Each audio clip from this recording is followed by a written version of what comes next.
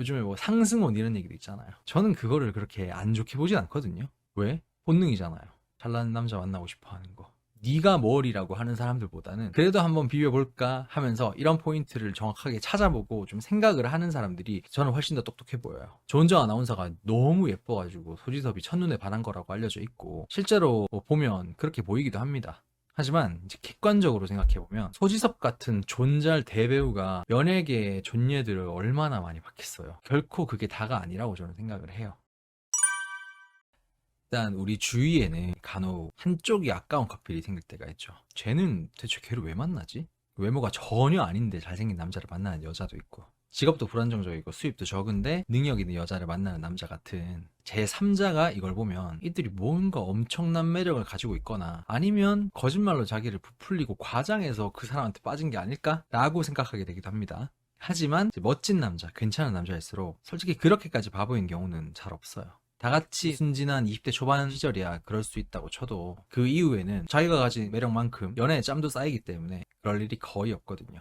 어떤 조건적인 부분에서 확실하게 꽂히는 포인트가 있기 때문에 평범한 사람한테 빠져들게 되는 게 맞는 겁니다. 마치 카카오가 문자 메시지 시장을 잡아먹은 것처럼 배달의 민족이 가게 전단지 문화를 흡수한 것처럼 결국 생각지도 못한 틈새 시장을 노려서 대박을 터트리는 게 가능해요. 단지 그게 다른 사람들 눈에는 대놓고 보이지 않을 뿐, 틈새기 때문에 그만큼 엄청 넓진 않지만 누구나 진입할 수 있고 누구나 할 수 있는 건 아니지만 어쨌든 존재하는, 자기도 이렇게까지 끌릴 줄 몰랐다고 하던 틈새 매력 포인트가 있는 겁니다. 이 부분을 저격해 하는 게 잘난 남자, 정말 예쁜 여자를 공략하는 포인트예요. 첫 번째는 헌신 만렙입니다. 드라마에서 흔히 나오는 여주상이죠. 다른 사람들은 다 불만을 가지는 당연한 상황에서도 나만은 꿋꿋이 헌신적인 모습을 보이는 것에 괜히 더 눈이 가고 갈수록 감동을 받게 되는 거예요. 물론 이제 일반 사람들이 생각하는 수준의 남들보다 성실함을 보여주는 정도거나 가정적이고 순종적인 모습을 보여주는 걸 얘기하는 건 아니에요. 무작정 챙겨주고 잘해주기만 하는 것도 당연히 아니고요. 그 정도는 평범한 사람을 특별하게 느낄 정도라기에는 너무 소소하니까. 이 정도는 돼야 돼요. 다니던 직장이 망하기 직전이야. 그래서 사람들이 다 나가. 자기는 끝까지 남아있으면서 결국 다시 재기하는 데까지 성공하고 회사 내에서 엄청난 인정까지 받는 거. 이 정도 헌신은 돼야죠. 혹은 이제 어떤 일로 인해서 주위 사람들한테 다 손절당하는 사람을 곁에서 끝까지 지켜줘. 자기는 아무리 봐도 그 사람이 오해받는 것 같다. 그리고 결국 남들이 봐도 그 사람이 옳았다는 결론까지 나게 되는 경우. 이 정도 수준의 헌신을 한다는 사람인 걸 그 사람이 알게 되는 순간 솔직히 나한테 빠질 수밖에 없어요.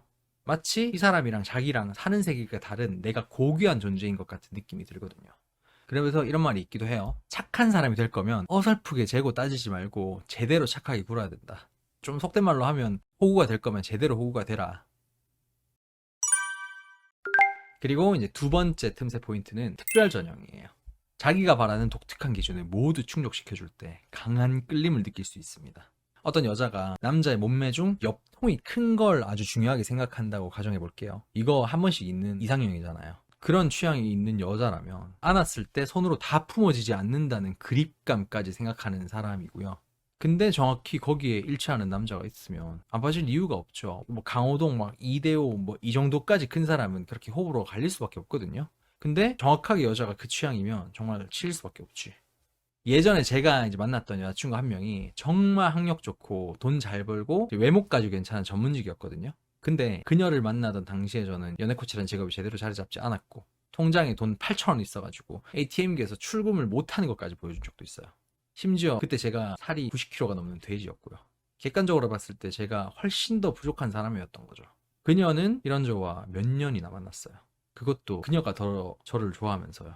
그 이유는 그녀가 남자한테 바라는 모습이 일반적이지 않은 게 되게 컸습니다. 첫 번째로는 센스 있고 유쾌한 성격을 원했어요. 전문직 중에는 잘 없는 성격이기도 하고 또 제가 연애 코치를 할 만큼 센스는 확실했으니까요. 두 번째는 선이 옅고 서글서글한 얼굴이 이상형이라고 하더라고요. 나름 그 이상형이 확고한 편이었어요, 그녀가 직업 특성상 성형수술 공부도 많이 했어가지고 이목구비의 디테일에 예쁜 것에 관심이 정말 많았습니다. 지금 좀 살이 쪄서 좀 많이 죽긴 했는데 뭐 어쨌든 이목구비가 오밀조밀 선이 옅은 두 부상 정도는 충분히 충족하지 않았을까 생각이 드네요. 그러면서도 전형적인 낮저 밤이를 원했어요.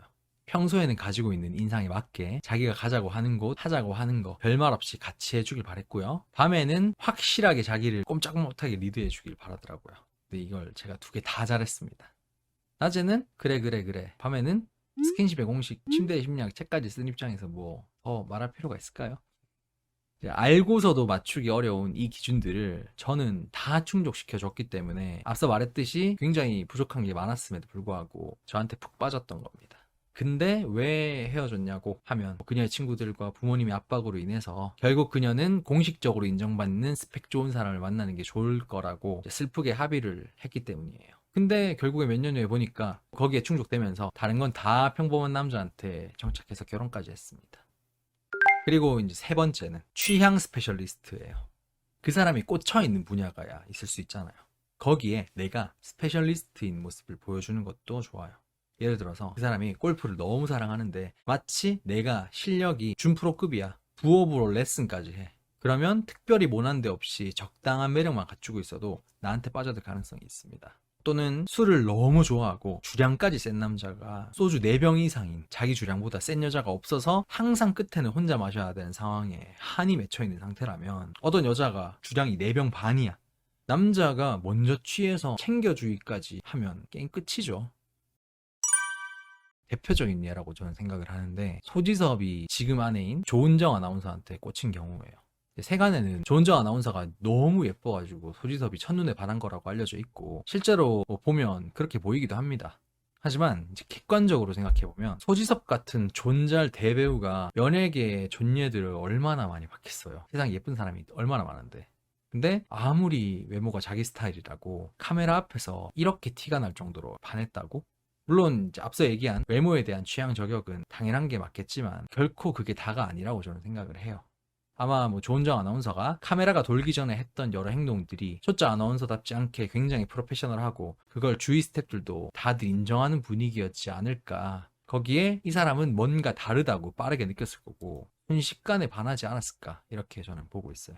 아니면 원래 조은정 아나운서가 뭔가 특별하다는 얘기를 들은 상태에서 뭐 이런 사람이 있다더라, 이 사람이 이런 부분이 되게 괜찮다더라, 풍문으로 들었어 해서 얘기를 들은 상태에서 처음 얼굴을 봤는데 얼굴까지 자기 스타일이니까 그랬던 걸 수도 있고요.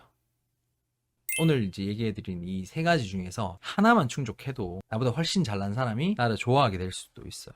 일반적인 경우는 아니기 때문에 언제든 누구나 어필할 수 있는 건 아니지만 이게 일치하는 사람을 만나게 됐다. 그럼 너무 좋은 거죠. 저는 사실 운명까지는 믿지 않지만 만약에 운명이란 게 있다면 저는 이런 게 아닐까 생각해요. 그런 사람을 만날 때까지 포기하지 않고 열심히 만나고 사랑하셨으면 좋겠습니다. 나는 딱 요 정도밖에 못 만나라고 타협하는 것보다는 그래도 좀 괜찮은 사람에 대한 기회를 계속 열어놓고 마음을 열어놓고 좀 그런 기회를 좀 도전도 해보고 하는 것도 저는 좋지 않을까 생각해요. 남자들이 이런 경우가 많긴 하죠. 남자로 태어나서 절세 미녀를 한번 만나봐야 되지 않겠냐 뭐 이런 사람도 있고 뭐 여자분도 요즘에 뭐 상승혼 이런 얘기도 있잖아요. 저는 그거를 그렇게 안 좋게 보진 않거든요. 왜? 본능이잖아요. 잘나는 남자 만나고 싶어 하는 거. 네가 뭘이라고 하는 사람들보다는 그래도 한번 비벼볼까 하면서 이런 포인트를 정확하게 찾아보고 좀 생각을 하는 사람들이 저는 훨씬 더 똑똑해 보여요. 나중에도 더 행복할 거라고 확신하고. 운이 좋았어요. 늘 생각하지만 전생에 나라를 구한 공로로 지금 남친 만난 거예요. 내 전생을 알아볼 수 있겠네요, 이걸로. 저도 뭐 전생에 대도시 하나는 구한 것 같습니다, 최소한.